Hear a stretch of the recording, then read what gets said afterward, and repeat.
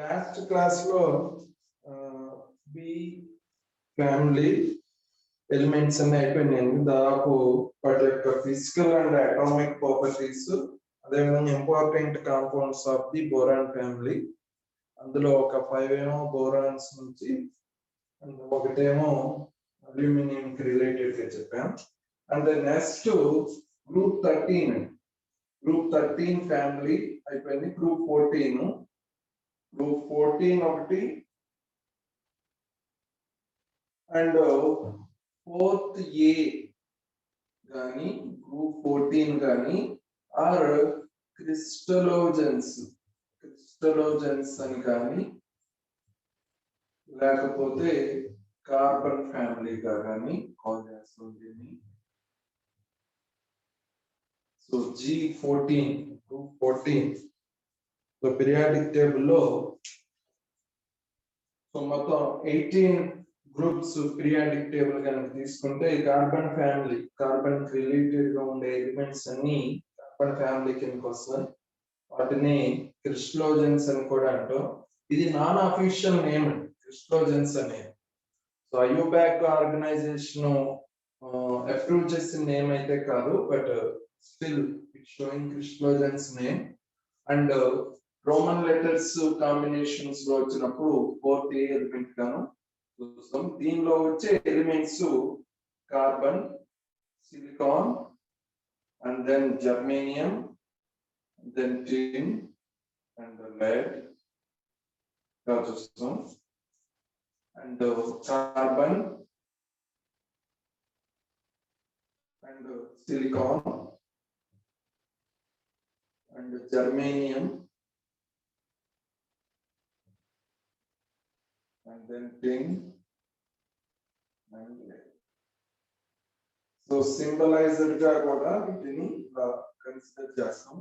Atomic numbers మీకు తెలుసు. ఎలా కార్బన్ కి 6 తో స్టార్ట్ చేస్తే మ్యాజిక్ నెంబర్స్ ప్రకారం, అలా మ్యాజిక్ నెంబర్స్ ఎంత కూడాల్సింది +8 14 +18 +18 మళ్ళీ అగైన్ ఎంత అవుతుంది 50 అండ్ ప్లస్ అగైన్ 32 వచ్చేసరికి 82.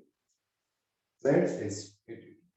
సో ఒక అటామిక్ నెంబర్ కనుక మీకు ఐడెంటిఫై ఉంది, magic numbers of the periodic table కనుక గుర్తుంటుంది 2 +8 +8 +18 +18 అండ్ దెన్ +32 +32. ఆ కాంబినేషన్ వేసుకుని వెళ్తే లాస్ట్ ది +32 వేసినప్పుడు 1 1 4. సో 14th గ్రూప్ ఫ్యామిలీ కాబట్టి లాస్ట్ అటామిక్ నెంబర్ 114 అనేది వస్తుంది. ఇంకా ఆ రోజు చెప్పాము క్యూగా కూడా కన్సిడర్ చేస్తాం. క్యూగా మాస్కోవియం అదనేది మాస్కో, దాని యొక్క కంట్రీ నేమ్. మాస్కోనియం అనేది కంట్రీ నేమ్ ప్రకారం వచ్చినటువంటి అటామిక్ నెంబరు. దాని ప్రకారం చూసుకున్నప్పుడు UUQ ఇప్పటికీ ఐయుపాక్ ఆర్గనైజేషన్ వాళ్ళు ఇస్తున్నటువంటి నేము ఇదే UUQ. There is no other symbolized name for this అనేది చెక్ చేస్తాం. ఓకేనా?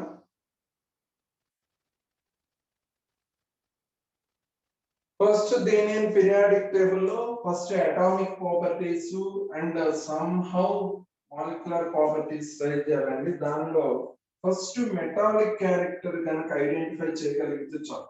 First carbon non metallic character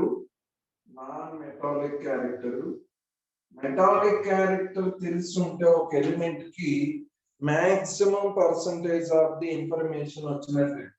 non metallic and silicon, germanium కలిసి metalloids or semi metals గా కాల్ చేస్తుంటాం. Metalloids or semi metals గా, and rest of all are metals. Metallic character చెప్పాను. ఒక metallic character తెలుసుంటే వాటి యొక్క oxides ఒక యాసిడా బేసా ఇండికేషన్ అనేది ఈజీగా వస్తుంది. ఇప్పుడు ఒకవేళ వీటికే కార్బన్ ఆక్సైడ్, కార్బన్ డైఆక్సైడ్ ఒక యాసిడ్ బేస్ అని చెప్పాలంటే దానికి ఫస్ట్ ప్రయారిటీ మెటాలిక్ క్యారెక్టర్ తెలుసుంటే సరే. సో కార్బన్ ఆక్సైడ్స్ అన్ని నాన్ మెటాలిక్ కార్బన్ కాబట్టి acidic nature. Material silicon oxide, germanium oxide type అన్ని amphoteric నేచర్ ఉన్నాయి because of semi metallic character ఉంటున్నాం. అండ్ ఈ మెటల్ ఆక్సైడ్స్ అన్ని either tin oxide or lead oxide ఈ టైప్ ఆఫ్ మెటల్ ఆక్సైడ్స్ అన్ని మనం basis గా కేటగరైజ్ చేసుకుంటాం. ఓకేనా? ఇందులో మాక్సిమం మనకి లైఫ్ చేంజ్డ్ ఎలిమెంట్స్ ఉన్నాయండి.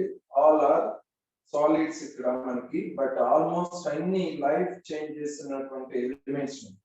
అందులో కార్బన్ ఒకటి, సిలికాన్ ఒకటి. సో కంప్లీట్ సిలికాన్ అయితే ఎక్స్టెన్సివ్ గ్రోత్, దీనిలో వచ్చినంత గ్రోత్ ఇంకే దానిలోనూ రాదు. సిలికాన్ చిప్స్ ప్రకారం కన్సిడర్ చేస్తే so computer technology point of view లో హైయెస్ట్ గ్రోత్ టెక్నాలజీ ఎలిమెంట్ ఏంటంటే సిలికాన్. అండ్ మనం మాక్సిమం చూస్తున్నటువంటిది కార్బన్, మన బాడీ హై పర్సంటేజ్ లో ఉన్న కాంపౌండ్.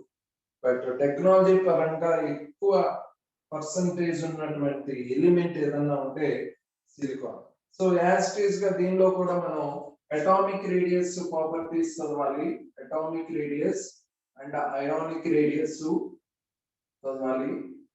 రేడియస్ అదే విధంగా అయనైజేషన్ ప్రాపర్టీస్ చదవాలి. Ionization energies or ionization potential values of the carbon elements.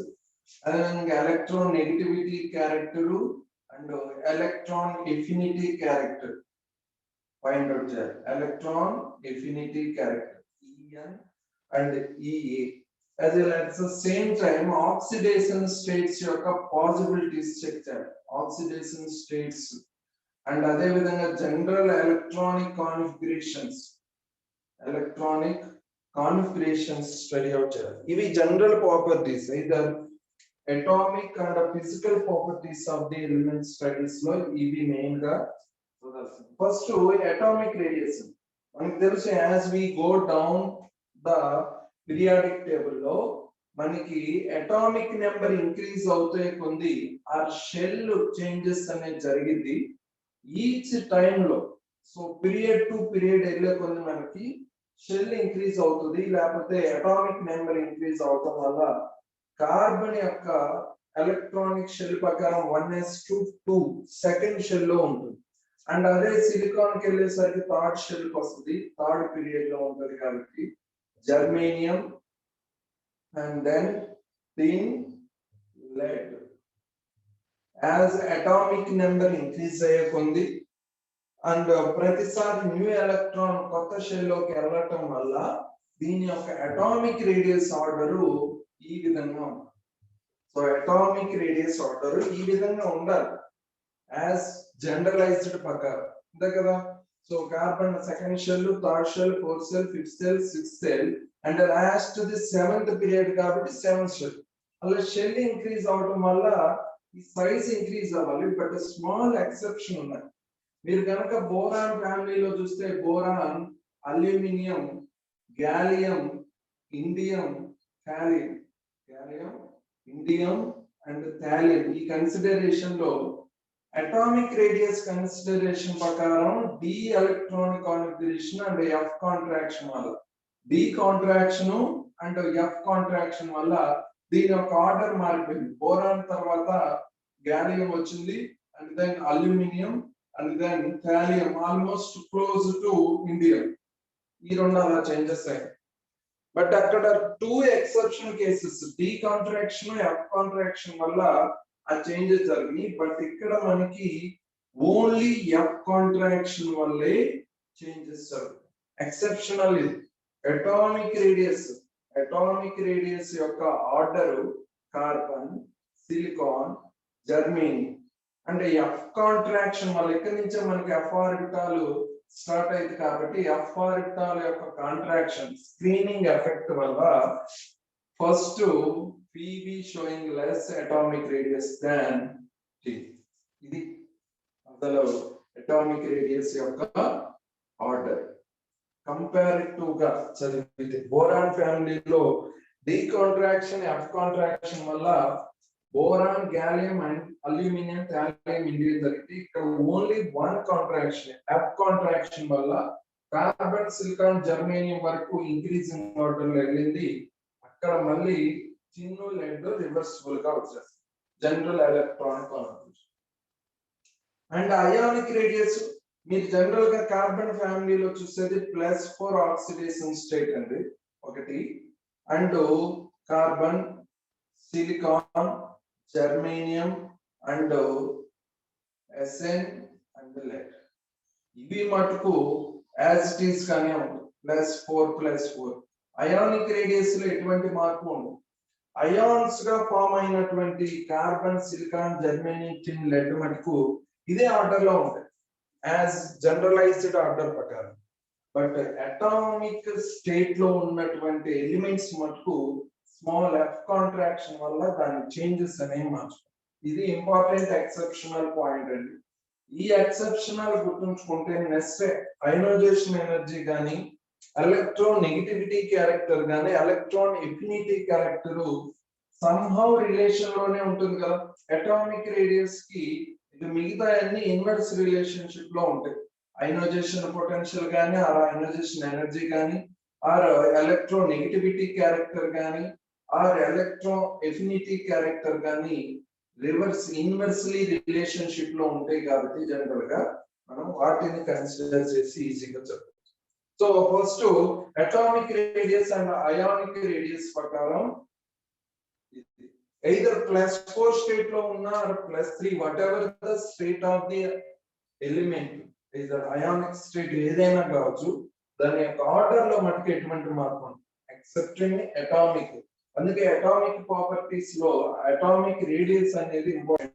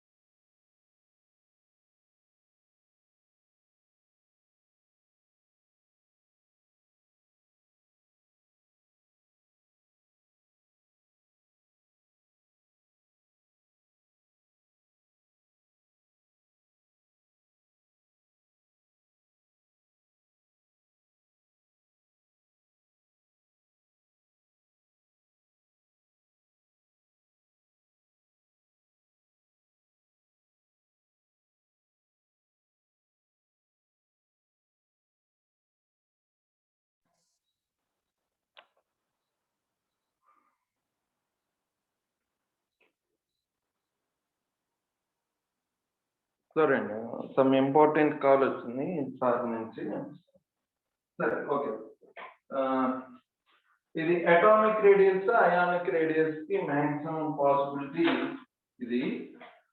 Next ionization energy. Ionization energy trend కూడా same. Ionization energy ప్రతి గ్రూప్ కి ఇండివిజువల్ గా చదవాల్సిన అవసరం లేదు, మాక్సిమం ట్రెండ్ ఫాలో అయితే top to bottom ionization energy decreases or increases or concept generalized periodic table ప్రకారమే చూస్తాం. టాప్ టు బాటమ్ కార్బన్ నుంచి సిలికాన్ కానీ, తర్వాత germanium, and then Pb, and then Sn. Ionization energy same ఇదే trend ను follow అయితే ionization energy trend as మనకి ఎస్ఎన్ఓ పివి ఎలా అయితే ఎఫ్ కాంట్రాక్షన్ లో చేంజెస్ వచ్చాయో ఆ F contraction changes next ionization energy అదే కదా. Size is the inversely proportional to ionization energy. అది things. Atomic radius, atomic size ఏమైంది మనకి నార్మల్ కార్బన్, సిలికాన్, జర్మేనియం వరకు బాగానే ఉంటుంది. టిన్ను లెట్ లో ఎఫ్ కాంట్రాక్షన్ వల్ల చేంజెస్ వచ్చాయి కాబట్టి అయనైజేషన్ ఎనర్జీ వాల్యూలో కూడా డిఫరెన్స్ అనేది వస్తుంది. తర్వాత ఎలక్ట్రానిక్ కాన్ఫిగరేషన్ చూడండి, కొంచెం ఇంపార్టెంట్ వన్. దీనిలో ఎలక్ట్రానిక్ కాన్ఫిగరేషన్ ఏంటి? జనరల్ గా కార్బన్ కైనా వీటన్నిటికి NH2 NP2. So NH2 2 electronic system ఉంటుంది అండ్ NP2 లో 2 electrons. But as a ground state electron configuration అయితే ఈ విధంగా ఉంటుంది. ఆ లెక్కన మనకి ఎంత ఆక్సిడేషన్ స్టేట్ రావాలి? +2 కానీ ఆర్ +1 కానీ or +3 or +4 whatever up to వరకు వస్తుంది. బట్ ఎగ్జైటెడ్ స్టేట్ ఇక్కడ స్మాల్ ఇంట్రడక్షన్ ఏంటంటే ఆఫ్ ఫిల్డ్. ఇది కానీ ఒక ఎలక్ట్రాన్ కనుక ఇక్కడ నుంచి ఇక్కడికి షిఫ్ట్ చేసుకోగలిగితే ఆఫ్ ఫిల్డ్ కాన్ఫిగరేషన్ వస్తుంది. మీకు తెలుసు ఆఫ్ ఫిల్డ్ కాన్ఫిగరేషన్ కానీ ఫుల్ ఫిల్ కాన్ఫిగరేషన్స్ ఉన్నటువంటి more electronic configurations stable configurations comparative గా ఇన్కంప్లీట్ కాన్ఫిగరేషన్ ప్రకారం చూసుకున్నాం. So for getting more stable electron configuration ఇక్కడ ఉన్నటువంటి గ్రౌండ్ స్టేట్ ఎలక్ట్రాన్ ఎగ్జైటెడ్ అయ్యి p ఆర్బిటాల్ షిఫ్ట్ అవుతుంది. అప్పుడు మొత్తం ఓవరాల్ గా వ్యాలెన్సీ ఎలా వస్తుంది? 4 వ్యాలెన్సీ అండ్ కోవాలెన్సీ కూడా 4 అవుతుంది. కాబట్టి ఇక్కడ ఒక ఎలక్ట్రాన్ పాసిబిలిటీస్ ఉంటుంది బాండ్ ఫార్మేషన్ కి. ఇక్కడ ఒకటి అండ్ ఇక్కడ ఒకటి అండ్ లాస్ట్ వన్ ఇక్కడ ఒకటి. మొత్తం వ్యాలెన్సీ కోవాలెన్సీ కూడా +4 గా వస్తుంది అండ్ మనకి బాండ్స్ కూడా 4 బాండ్స్ ఫామ్. కార్బన్ ఎందుకు? ఇక్కడ క్వశ్చన్ జనరలైజ్డ్ ఇంటర్వ్యూ క్వశ్చన్ అండి. Carbon or boron. Boron electron configuration ప్రకారం ఒక బాండే ఫామ్ చేయాలి.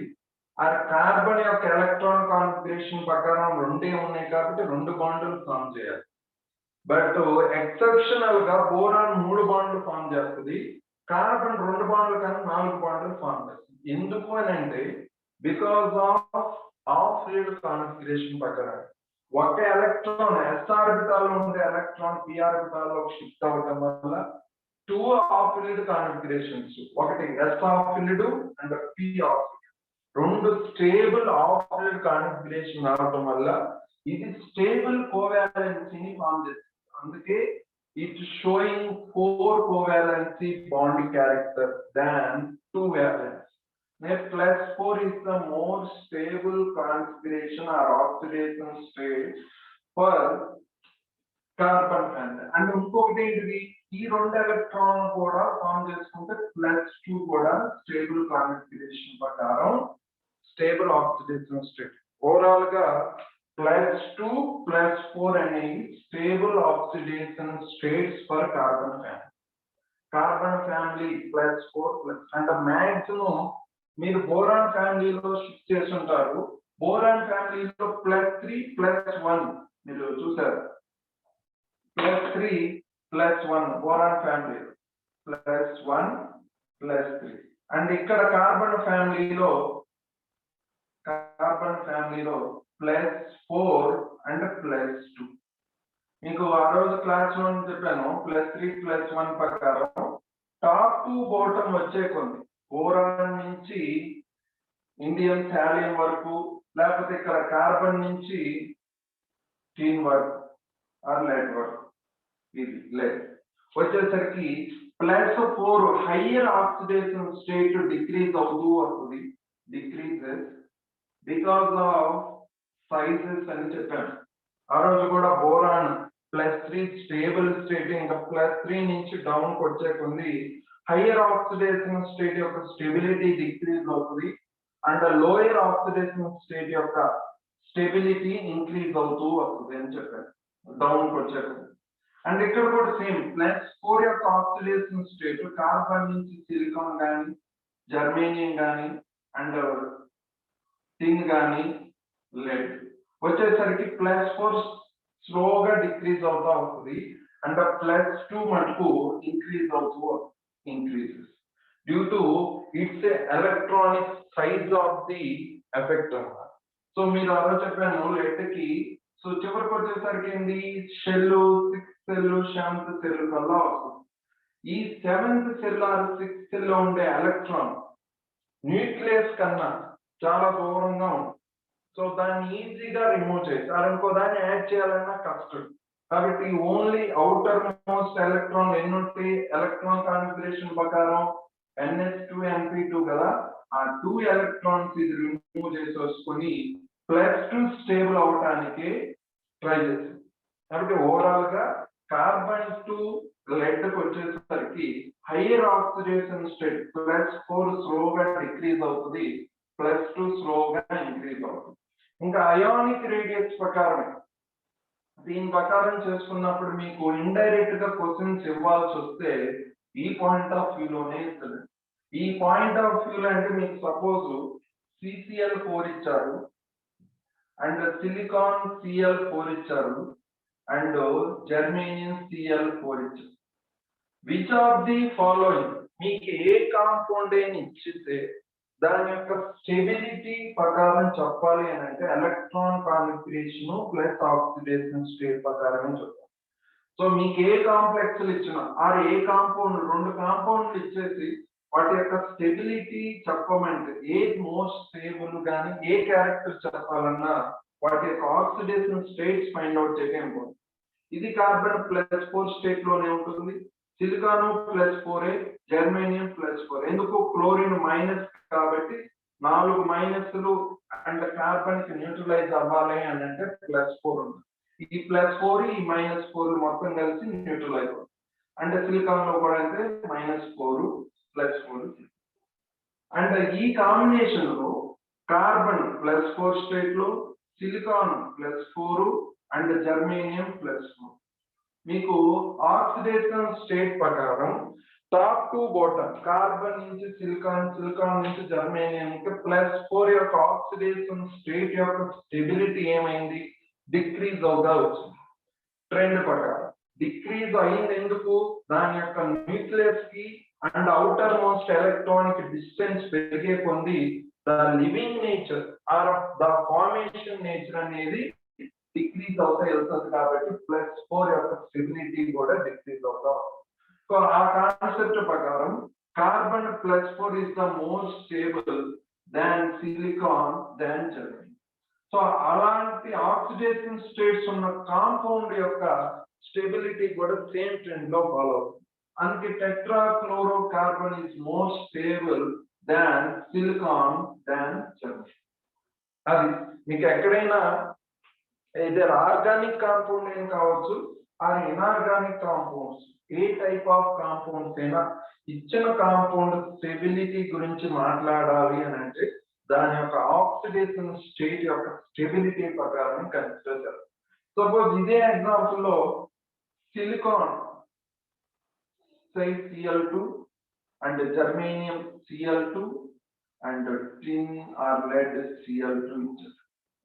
సో ఈ కాంపౌండ్ లో మళ్ళీ స్టెబిలిటీ ఆర్డర్ కనుక చేయమండి, stability of the compound which of the following dichloro compounds is more stable అంటే వాటి యొక్క ఆక్సిడేషన్ స్టేట్. అగైన్ జర్మేనియం ఇక్కడ సిలికాన్ ఎంత ఉంటుంది, +2 ఉంటుంది, జర్మేనియం కి +2 ఉంటుంది, lead కి +2 ఉంటుంది. ఇవన్నీ కార్బన్ ఎలిమెంట్స్ కి రిలేటెడ్ ఉన్న కాంపౌండ్లు కాబట్టి వాటి యొక్క ఆక్సిడేషన్ స్టేట్స్ ఇదర్ +4 +2 కాబట్టి +2 కూడా పాసిబిలిటీ ఉంది. బట్ +2 లోయర్ ఆక్సిడేషన్ స్టేట్ అనేది టాప్ టు బాటమ్ కార్బన్ నుంచి లెడ్ కి వచ్చేసరికి +2 మోర్ స్టెబిలిటీ వైజ్ గా, కాబట్టి లెడ్ క్లోరైడ్ అనేది మోర్ స్టేబుల్ దాన్ జర్మేనియం దాన్ SiCl. సో కాబట్టి ఇండైరెక్ట్ గా ఆక్సిడేషన్ స్టేట్ మీద కాంపౌండ్ అటు స్టెబిలిటీ అడగాలంటే ఈ పాయింట్ ఆఫ్ వ్యూ లోనే what ever the oxidation state find out లోనే ఉంటుంది. మీకు ఏ కాంపౌండ్ ఇచ్చినా అదే. ఒకవేళ మిక్స్డ్ గా ఇచ్చాడు అనుకోండి, +4 +2 ఇచ్చాడు అనుకోండి, which one is the more అన్నాడు అనుకోండి. సపోజ్ CCl4 ఇచ్చారు, lead Cl2 ఇచ్చారు. ఈ రెండింటి ప్రకారం ఇది almost stable complex. According to oxidation state యొక్క స్టెబిలిటీ ప్రకారం carbon +4 more stable, almost similar stability of the Pb+2.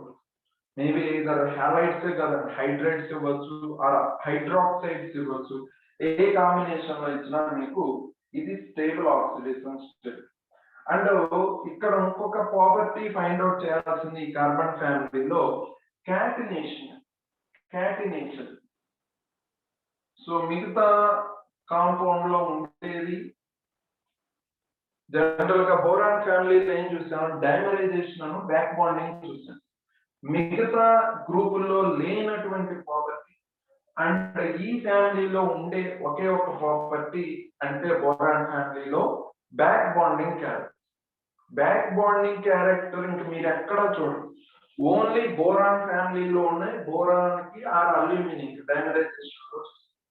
And second one carbon ఫ్యామిలీకి అండ్ మిగతా బోరాన్ కానీ నైట్రోజన్, ఆక్సిజన్, క్లోరిన్ ఈ ఫ్యామిలీకి కానీ కార్బన్ ఫ్యామిలీకి ఉన్న ఒక డిఫరెంట్ ప్రాపర్టీ ఏంటంటే క్యాటినేషన్ ప్రాపర్టీ. ఈ క్యాటినేషన్ ప్రాపర్టీ మీరు ఏ గ్రూప్ ఫ్యామిలీస్ లోనూ అబ్జర్వ్ చేయరు, లేదా బోరాన్ ఫ్యామిలీలో కానీ or any other group. So దీనిలో ఉన్న స్పెషల్ ప్రాపర్టీ క్యాటినేషన్. ఈ క్యాటినేషన్ మీనింగ్ ఏంటంటే, what is mean by catenation? Single ఆటమే ఎక్స్పెండ్ గా వెళ్ళిపోతుంది. ఇప్పుడు కార్బన్ ఉందనుకోండి, carbon it will bond the same atom carbon and ఇంకో కార్బన్ అండ్ మళ్ళీ ఈ కార్బన్ 4 బాండ్లు ఇస్తాను అనదర్ కార్బన్. సో ఇలా properties either 3-dimensional point of view XYZ direction లో ఎక్స్పాండ్ అవుతూ విత్ సిమిలర్ ఆటమ్ తో కనుక చూస్తే ఆ టెండెన్సీ, ఆ ప్రాపర్టీని మనం క్యాటినేషన్ అన్నారు. ఈ క్యాటినేషన్ కూడా ఆక్సిడేషన్ స్టేట్ ప్రకారమే డిక్రీజ్ అవుతూ ఉంటుంది. క్యాటినేషన్ కార్బన్ లోనూ ఉంటుంది, సిలికాన్ లోనూ ఉంటుంది. మ్యాక్సిమం కార్బన్, సిలికాన్ లోనే ఈ ప్రాపర్టీని చూస్తాం. హైయెస్ట్ క్యాటినేషన్ పవర్ ఉన్నది కార్బన్. హోల్ పీరియాడిక్ టేబుల్ లోనే హైయెస్ట్ క్యాటినేషన్. చిన్న చిన్న ఎలిమెంట్స్ ఉన్నాయి క్యాటినేషన్ ఇలా ఫామ్ చేసుకునేది, but carbon is showing the highest catenation power in whole periodic table and with in this ఫ్యామిలీలో అయితే కాదు. అంటే నెక్స్ట్ వన్ ఏంటంటే సిలికాన్. సిలికాన్ కూడా క్యాపబిలిటీ ఉంటుందండి. సిలికాన్ కూడా so it will extensive way. So ఈ ప్రాపర్టీ ఉండటం వల్ల ఇప్పుడు దీని మీద హై టెక్నాలజీ మీద వస్తుంది. ఇంతకుముందు మెమరీ కార్డ్స్ ఒక్క 1 MB మెమరీ కార్డు కోసం అంటే దాదాపు ఒక పెద్ద రూమ్ అంత సైజ్ ఉండేది. సో తర్వాత సిలికాన్ డెవలప్మెంట్ అయ్యాక, సిలికాన్ పవర్ యొక్క ఐడెంటిఫై చేశాక ఇప్పుడు మనం దాదాపు 1 TB ఉన్నటువంటి హార్డ్ డిస్క్లు కూడా పాకెట్ సైజులో 2 TB, 1 TB కాదు 2 TB కూడా ఆల్మోస్ట్ పాకెట్ సైజు అంత వచ్చాయి. హార్డ్ డిస్క్లు చూసే ఉంటారు, కొంతమంది వాడుతుంటారు. సో హార్డ్ డిస్క్లు దాదాపు పాకెట్ సైజే, మన పాకెట్ లో పెట్టుకొని కూడా హార్డ్ డిస్క్ వాడు. ఆ సైజులోకి రావడానికి మెయిన్ కారణం ఈ సిలికాన్ ఉంటే ఈ క్యాటినేషన్ పవర్. దానిలో కార్బన్ లో ఉంది కదా సార్, కార్బన్ కంటెంట్ మనకి ఎక్కువగానే ఉంటుంది అంటే కార్బన్ లో ఎలక్ట్రాన్ ఫ్లో అనేది కరెక్ట్ గా ఉండదు కంపేర్డ్ టు సిలికాన్. రెండు క్యాటినేషన్ పవర్ చేస్తున్నా ఈ hard disk memory in the form of electrons లోనే ఉంటుంది, మెమరైజ్ ఫార్మ్. సో ఎలక్ట్రాన్స్ అనేది కరెక్ట్ గా స్పీడ్ గా ఉంటేనే ఒక డివైస్ నుంచి ఇంకో డివైస్ కి మెమరీ ట్రాన్స్ఫర్ చేయడానికి. బట్ కార్బన్ కున్న రిలేటెడ్ చూస్తే ఈ speed of the transferring data అనేది చాలా తక్కువగా ఉంది, చాలా తక్కువ. ఇంకా క్యాటినేషన్ పవర్ ఉన్నంత మాత్రాన డెవలప్మెంట్ కాదు, సిలికాన్ లో ఉండే ఫ్రీ ఎలక్ట్రాన్ ఫ్లెక్సిబిలిటీ వల్ల మనకి ఆ పవర్ వచ్చింది. బట్ క్యాటినేషన్ పవర్ లో లో టెండెన్సీలో ఉంటుంది compare to carbon, silicon and ఈ హోల్ అన్ని క్యాటినేషన్ పవర్ షో చేస్తుంది ఎక్సెప్ట్ లెడ్ ఆల్మోస్ట్ కార్బన్ కానీ సిలికాన్ కానీ జర్మేనియం కానీ అండ్ టిన్ వరకు క్యాటినేషన్ పవర్ వస్తానే ఉంటుంది, బట్ డిక్రీజింగ్ లో ఉంటుంది. Carbon showing highest tendency and then silicon and then germanium tin. And the lead there is no catenation power due to its oxidation state. Pb cancel stable oxidation state +2 nega. +2 lo adi antaga form chese capability undadu. +2 ante either linear shape lone altadu. So Pb undanukondi in keto bond maybe one dimensional, two dimensional lone adi expand అయ్యే అవకాశం ఉంటుంది, కానీ ఇది ఇలా 3 dimensional point of వ్యూలో దీనికి ఆ capability ఉండదు. కాబట్టి +2 ఆక్సిడేషన్ స్టేబిలిటీ ఇంక్రీజ్ అవుతూ ఉండటం వల్ల క్యాటినేషన్ పవర్ డిక్రీజ్ అవుతూ ఉంటుంది. లేకపోతే catenation power is higher for carbon +4 oxidation state, +4 స్లోగా డిక్రీజ్ అవుతూ ఉంటుంది. కాబట్టి stability oxidation state, catenation power కూడా డిక్రీజ్ అవుతూ వెళ్తుంది. ఓకేనా, ఇది క్లియర్ కదా? So catenation property special property అండి. బ్యాక్ బాండింగ్ క్యారెక్టర్ బోరాన్ ఫ్యామిలీలో ఎంత స్పెషల్ ప్రాపర్టీయో catenation property for group 14 or 4A or C family అంతే ఇంపార్టెంట్. ఓకేనా?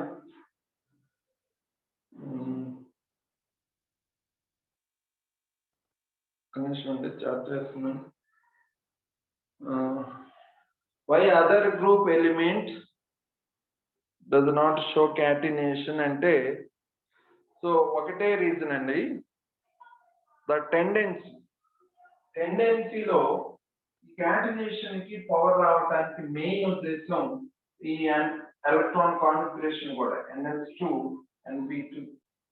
దీనిలో ఎక్సైటెడ్ స్టేట్ లోనే మనకి NS1 అండ్ NP3 గా వస్తుంది, కోవాలెన్సీ +4 గా వస్తుంది. ఈ టెండెన్సీ రావటం వల్ల క్యాటినేషన్ ఉంటుంది. బట్ మీరు ఇంకా రెస్ట్ ఆఫ్ ఫ్యామిలీస్ లో చూస్తే NH2 NP3 నైట్రోజన్ ఫ్యామిలీ చూస్తే ఈ ఎక్సైట్మెంట్ ఏం ఉండదు.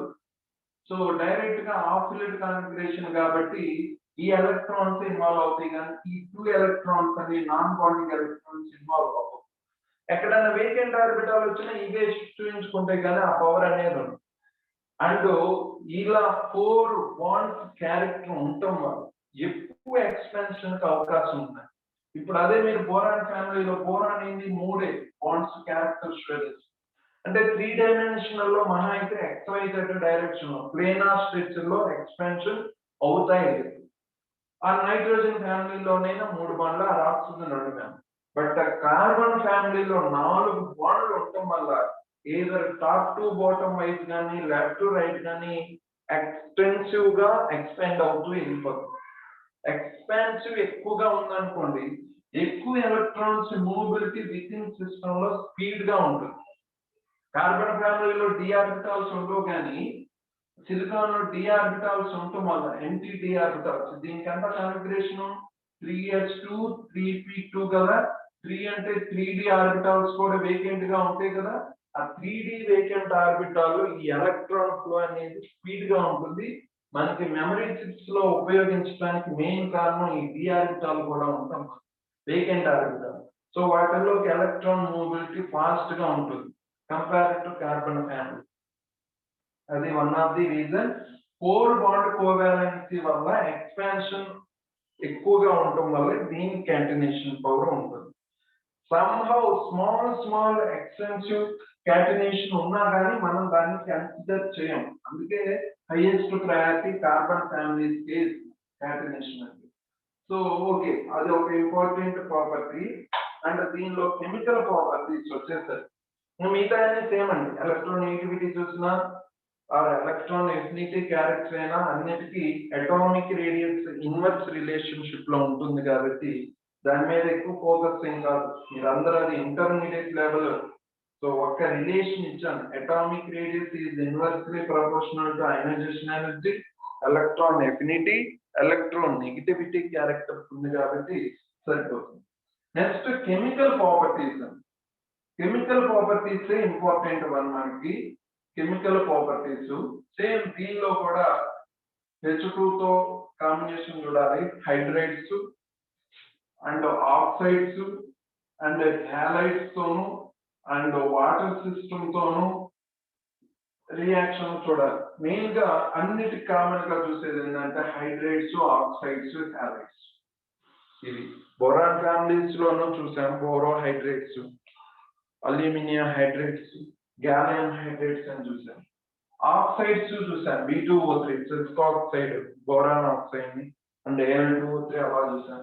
హ్యాలైడ్స్ ఆఫ్ ది బోరాన్స్ చూసాం.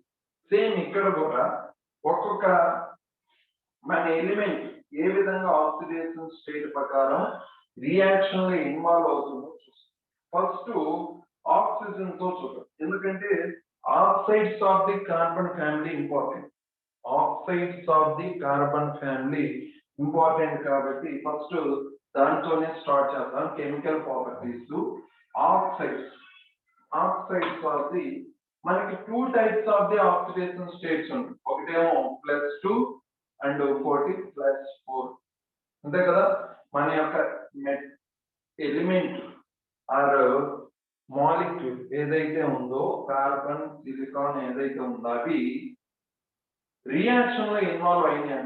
ఆక్సిజన్ తో ఇన్వాల్వ్ అయినప్పుడు దీనికి ఆక్సిడేషన్ స్టేట్ కావాలి +2 అని అంటే ఎంత రావాలండి?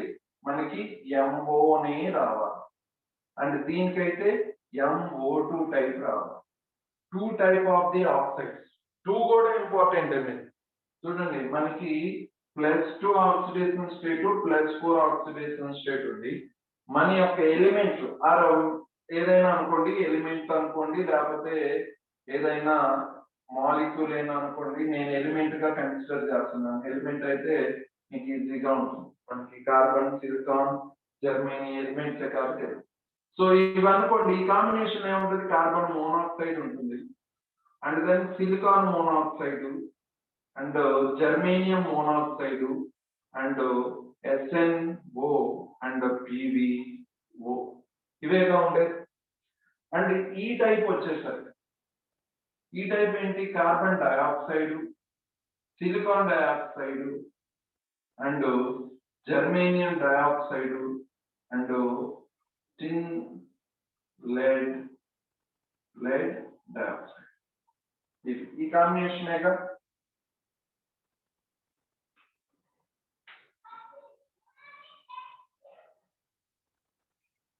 వీటి యొక్క నేచర్స్ ఇంపార్టెంట్. మీరు క్లాస్ లో మెయిన్ గా నేర్చుకోవాల్సింది నేచర్స్. మీకు ఆల్రెడీ తెలుసు, కార్బన్ ఒకటే non metal, and silicon, germanium వచ్చేసరికి మెటల్ అలాయిడ్స్, అండ్ రెస్ట్ ఆఫ్ టిన్ కానీ లెడ్ కానీ మెటల్స్. అంతే కదా. నేను చెప్పాను, మెటల్స్ ఆక్సైడ్ కాంబినేషన్ లో వచ్చాయి. మెటల్ ఆక్సైడ్ కాంబినేషన్ లో వచ్చాయేమో బేసిస్ అన్ను, and non metal oxide combination లో వచ్చాయేమో యాసిడ్స్ అన్ను, and metalloids oxidation states లో వచ్చాయేమో మెటల్ అలాయిడ్స్ కాబట్టి యాంఫోటెరిక్. బట్ వీటిల్లో మనం క్లాసిఫికేషన్ ఇవ్వాలి.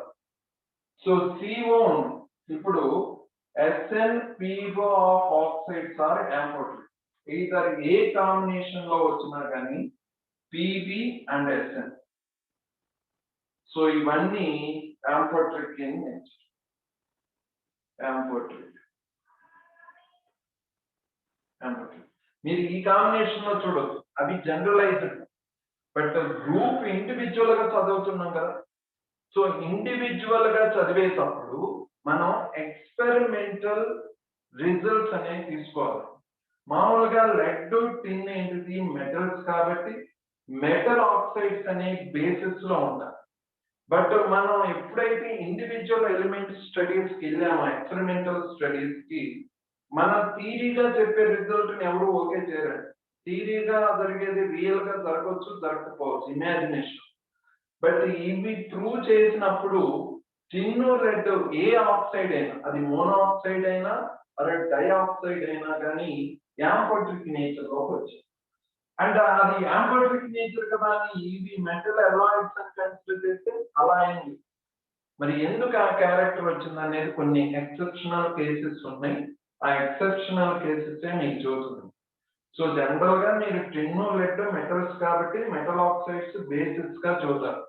But individual experimental studies consideration చేసినప్పుడు these oxides are showing amphoteric nature.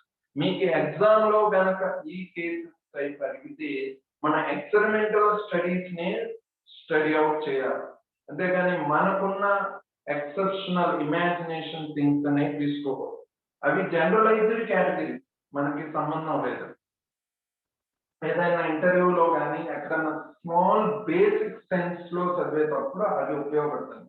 ఎప్పుడు యాసిడ్ అంటూ, ఎప్పుడు బేస్ అంటూ, ఎప్పుడు యాంఫోటరిక్ నేచర్ అంటే సంహౌ మీరు క్లాసిఫై ఆర్ జనరలైజ్ చేయాలన్నప్పుడు అవి ఉపయోగపడుతుంది. బట్ ఇండివిజువల్ స్టడీ చేస్తున్నాం కదా, గ్రూప్ వైజ్ స్టడీ చేసేటప్పుడు వాటి యొక్క ఎక్స్పెరిమెంటల్ థింగ్స్ ని మనం కన్సిడర్ చేయాలి. So these are the amphoteric and some other dioxides ఉన్నాయి. సో అదర్ డయాక్సైడ్స్ లో CO2 కానీ లేకపోతే GO2 కానీ అండ్ SiO2 కానీ అండ్ GO2 కానీ ఆర్ CO2 కానీ showing acidic nature. Acidic natures అన్ని dioxides of the carbon, silicon, German. And తర్వాత ఈ carbon neutral and germanium monoxide మళ్ళీ ఎసిడిక్ వచ్చింది. బట్ ఇప్పటికీ కనుక్కోలేని నేచర్ ఏంటంటే silicon oxide. We cannot determine whether it is acidic and base. ఇవి experimental గా ప్రూవ్ చేసింది. మీరు కేటగిరైజ్ చేసుకుంటే ఈజీగానే ఉంటుంది. సో ఫస్ట్ ఎక్సెప్షనల్ తీసుకోండి. ఇవి 4 మోనాక్సైడ్ అయినా dioxide of the metals in carbon ఫ్యామిలీలో amphoteric nature. And rest of all dioxides are acidic in nature. And then carbon monoxide తెలుసు. Carbon monoxide neutral. మీరు యాజ్ ఏ మాలిక్యూల్ గా consider చేసిన ఇది neutral molecule. CO carbon monoxide, CO2 acidic in nature. And SiO అనేది indeterminate thing, ఇప్పటికీ find out చేయలేదు. ఎందుకంటే water లో ఇన్సాల్యుబుల్ గా ఉండదు. ఎప్పుడైనా సిలికాన్ ఏదైనా వాటర్ లో సాల్యుబుల్ అయ్యాకే కదా మనం దాని యొక్క సంహౌ సాల్యుబిలిటీ చెక్ చేయాలి. ఎప్పుడైనా ఒక కాంపౌండ్ ఎసిడా బేస్ తెలియాలంటే, వాటర్ ఎక్స్పెరిమెంట్ ద్వారా తెలియాలంటే వాటర్ లో సంహౌ సాల్యుబిలిటీ చెక్ చేయాలి. ఎంతో కొంత 1% అన్నా సాల్యుబుల్ అయితే ఆ సాల్యుబుల్ వాటర్ తీసుకొని అనాలిసిస్ చేసి అది యాసిడా, బేసా, యాంఫోటరిక్ అనేది కన్సిడర్ చేయాలి. బట్ సిలికాన్ మోనాక్సైడ్ ఇప్పటికీ అది వాటర్ లో సాల్యుబుల్ అవ్వట్లేదు కాబట్టి దాన్ని అలానే క్వశ్చనబుల్ గా మారింది. కొన్ని హిస్టరీస్ కొన్ని మిస్కాన్సెప్చువల్ థింగ్స్ అని పీరియాడిక్ టేబుల్ లో ఉన్నాయి. హైయెస్ట్ ఇంపార్టెంట్ నోయింగ్ థింగ్స్ లో సిలికాన్ మోనాక్సైడ్ మాలిక్యూల్ కూడా ఈదర్ ఎసిడిక్ గా బేసిక్ ఇప్పటికీ క్వశ్చన్. ఎవరైనా రీసెర్చ్ ఓరియంటెడ్ గా ఉండాలి అని అనుకుంటే ఇలాంటి కాంపౌండ్స్ ను మనం కేటగరైజ్ చేయొచ్చు. ఇప్పటిదాకా ఎవరు చేయలేదా అంటే చేశారు, వాళ్ళందరూ ఫెయిల్ అయిపోయారు. రీసెర్చ్ ఇలాంటి ఎప్పుడెప్పుడు దొరుకుతాయని రీసెర్చ్ హైయర్ ఇన్స్టిట్యూట్ లో ఉన్న రీసెర్చ్ ప్రొఫెసర్లు చూస్తూ ఉంటారు. ఇది మీకు ఇంటర్మీడియట్ బుక్ లో కూడా దొరుకుతుంది. silicon monoxide is insoluble in water, we cannot say either acid or base. So ఆ కొటేషన్ ఇచ్చినప్పుడు ఎవరో ఒకరు చేయకుండా చేస్తుంటారు, but they are still failing to detect either it is acid or base అనేది చూస్తున్నారు. సో అది అండ్ CO2 ఇది acidic nature of the oxides మనం కన్సిడర్ చేయాలి. ఓకేనా? సో ఇంతవరకు చూడండి, నేను ఒక స్మాల్ టెస్ట్ పాసిబిలిటీ పంపిస్తాను దీని మీద. సో పంపించినప్పుడు మీరు దాన్ని కొంచెం ప్రాక్టీస్ చేయండి. బిట్స్ ఎక్కువ ప్రాక్టీస్ అండి. నా ప్రిఫరెన్స్ ఏంటంటే బిట్స్ ఎక్కువ ప్రాక్టీస్ చేస్తాను. నిన్న బిట్స్ లో ఎక్స్ప్లెనేషన్ రేపటి క్లాస్ లో ఇస్తానండి. రేపటి ఎర్లీగా 10 minutes 18 bits కాబట్టి నా క్వశ్చన్స్ అరౌండ్ 10 11 ఉన్నాయి. ఆ 11 చెప్పేస్తాను. సార్ ఎక్స్ప్లెయిన్ చేస్తాను. ఎందుకంటే అవి మాక్సిమం ప్రీవియస్ పేపర్స్ నుంచి అంటే మాక్సిమం ర్యాండమ్ గా అడిగే మోడల్ క్వశ్చన్స్ కాబట్టి వాటిని ఎక్స్ప్లెయిన్ చేస్తాను నిన్నటి పేపర్ లో. అండ్ ఈ రోజు ఒక ప్రాక్టీస్ టెస్ట్ కి ఒక పేపర్ పంపిస్తాను కార్బన్ ఫ్యామిలీ మీద. చిన్న ఇప్పుడు దాకా చెప్పినంత వరకు అవి ప్రాక్టీస్ చేయండి. కీస్ కూడా పంపిస్తాను. అండ్ యాజ్ అనౌన్స్ చేసినట్టే మీరు సెకండ్, సో మెయిన్ ప్లాన్ ఏంటంటే జనరల్ గా ఇయర్ కి వచ్చేసరికి సెమిస్టర్ వైజ్ సిస్టమ్ కాబట్టి సెమిస్టర్ 4 months ఉంటుంది. సెమిస్టర్ ఒక సెమిస్టర్ 4 months, ఇంకో సెమిస్టర్ 4 months.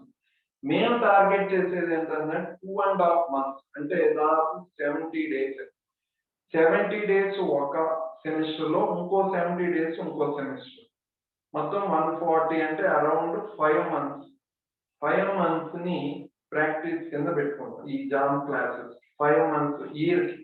ఎందుకంటే సెమిస్టర్ 4 నెలలు ఉన్న 2.5 months, ఎందుకంటే మీకు మధ్య మధ్యలో ఎగ్జామ్స్ రావచ్చు, లేకపోతే చిన్న చిన్న సెలవులు ఇలాంటివన్నీ మిస్ అయిపోయినా కానీ ఎగ్జామ్ టైంలో అట్లీస్ట్ 10 days ముందు రిలీవ్ చేయాలి. ఎగ్జామ్స్ చదువుకోవాలి కదా. వీటన్నిటికీ బేస్ చేసుకుంటే మేము target 160 days per year. 160 days అంటే ఆల్మోస్ట్ మనకు 5 నెలలు 6 నెలలు సుమారు 5.5 months వస్తుంది. ఆ 5.5 months కి మేము చార్జ్ చేస్తాం 3,000 పర్ స్టూడెంట్ కింద.